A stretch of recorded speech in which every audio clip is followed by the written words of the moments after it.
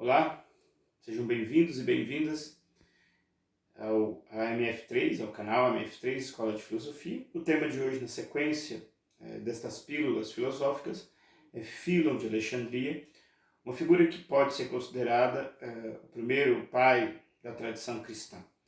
Nasce antes do ano zero da era cristã e tem a sua atividade produtiva e intelectual a partir da segunda metade do século I. Este autor, portanto, faz concretamente ou historicamente, em termos teóricos, algumas pontuações que para nós, para a ideia de história da filosofia, é algo fundamental. Como sempre, estou usando aqui agora, para tornar mais organizado a exposição, uma pequena lista. Fílon absorve, por exemplo, da escola estoica, a ideia de logos e de Platão, a ideia de metafísica ou mundo suprassensível. E ele vai, portanto, pegar esses dois conceitos e vai fazer um tipo de aplicação especificamente no texto bíblico que ganhará o nome de filosofia mosaica. A técnica que ele fazia com o texto bíblico era exatamente a alegoria filosófica.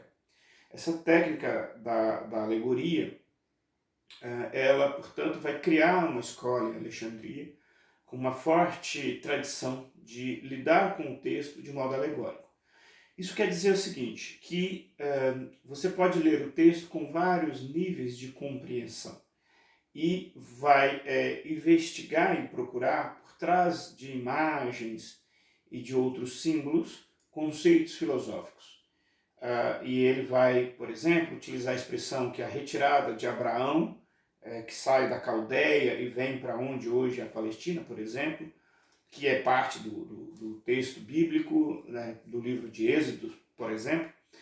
Ele vai então descrever que isso seria um movimento da consciência em retorno para um contato com este Deus, que ele irá fazer aí uma alegoria entre o Logos, que é palavra, e também a questão divina. Esta escola depois irá se rivalizar com outra escola bíblica de Antioquia. Isso será objeto para frente de outras reflexões.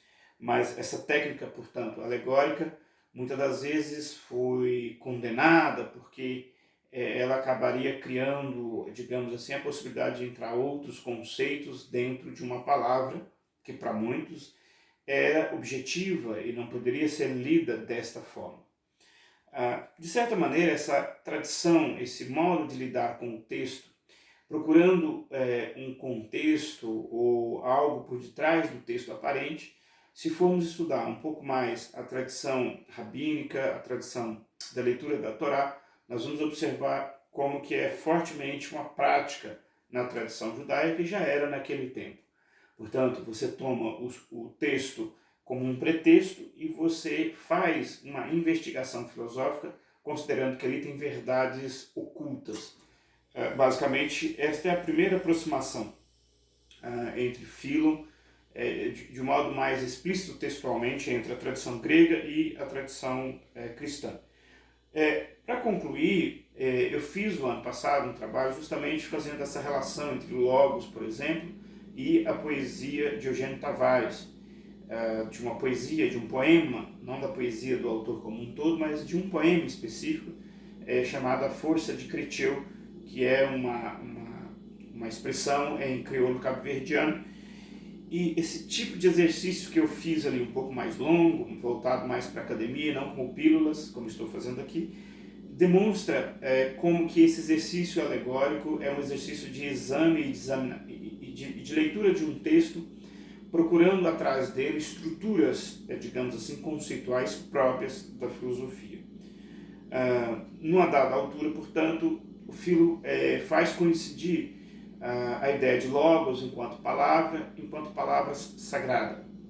O início do Evangelho de João, por exemplo, no princípio era Deus, estava em Deus.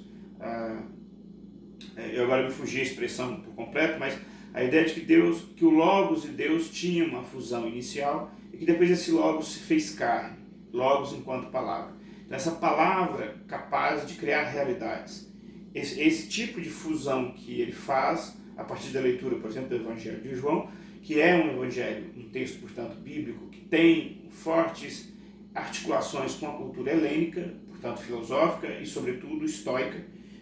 Nesse contexto é que Philo então traduz a experiência cristã nascente em termos de filosofia grega, em termos de pensamento helênico daquele contexto.